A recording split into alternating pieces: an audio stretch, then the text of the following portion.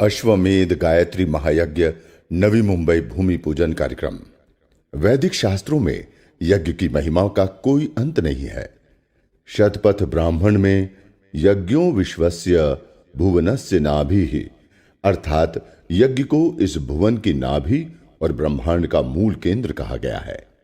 युग ऋषि परम पूज्य गुरुदेव पंडित श्री राम शर्मा आचार्य अपने उद्बोधनों में कहते रहे कि यज्ञ मनुष्य तथा देवताओं के बीच संबंध स्थापित करने वाला एक महत्वपूर्ण माध्यम है। वैसे तो वैदिक ग्रंथों में कई प्रकार के यज्ञों का उल्लेख है, लेकिन वैदिक यज्ञों में अश्वमेध यज्ञ का महत्वपूर्ण स्थान है।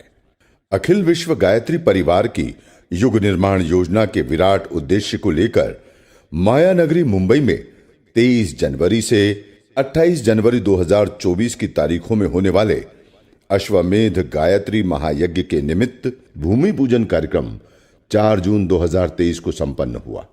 यह कार्यक्रम शांति कुंज के युवा प्रतिनिधि आदरणीय डॉक्टर चिन्मय पंड्या, महाराष्ट्र के माननीय राज्यपाल श्री रमेश बैस, महाराष्ट्र के माननीय कैबिनेट मंत्री श्री सुधीर मुनगंटीवार समेत जाने माने उद्योगपति श्री हीरानंदानी जी एवं रिलायंस परिवार की कुलवधू सुश्री राधिका मर्चेंट भी इस आयोजन का हिस्सा बनी। इस अवसर पर आदरणीय डॉक्टर चिन्मय पंड्या जी ने कहा कि 1500 वर्ष की प्रतीक्षा के बाद जब भारत की भूमि पर परम वंदनीय माता जी ने अश्वमेध यज्ञों की श्रृंखला को पुनः आरंभ किया, तो उसका उद्देश्य मात्र गायत्री परिवार तक पहुंचना नहीं था। 12 करोड़ गायत्री परिजनों का यज्ञ नहीं था, वो 5000 गायत्री परिवार के केंद्रों का यज्ञ नहीं था। उसका उद्देश्य भारत का, भारतीय स्वाभिमान का, भारतीय अस्मिता का और भारतीय चेतना का जागरण करना था। ये जो यज्ञ होने जा रहा है वो अकेले गायत्री परिवार का होने नहीं जा रहा है, अकेले मुंबई का होने नहीं जा रहा है, अकेले महाराष्ट्र का होने नहीं जा रहा है। ये पूरे भारत का और भारतीय संस्कृति का यज्ञ होने जा रहा है।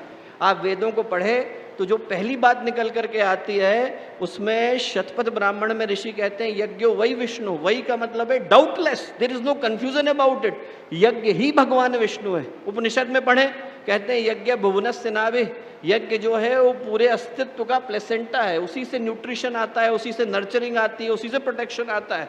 और गीता में पढ़े सह यज्ञा प्रजा सुष्टवा पुरोवाच प्रजापति, भगवान ने हमें अकेले नहीं बनाया, हमारा जुड़वा भाई भी बनाया, और जो हमारा जुड़वा भाई है उसका नाम क्या है?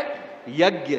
हमारे जुड़वा भाई का नाम है यज्ञ। आप यदि अनुष्ठानों को पढ़ें, धर्म संसाधनों को पढ़ें, तो यज्ञ की अनेकों धाराएं भारत से निकली। जीव जंतुओं का पोषण करना हो, आप नृयज्ञ को करिए।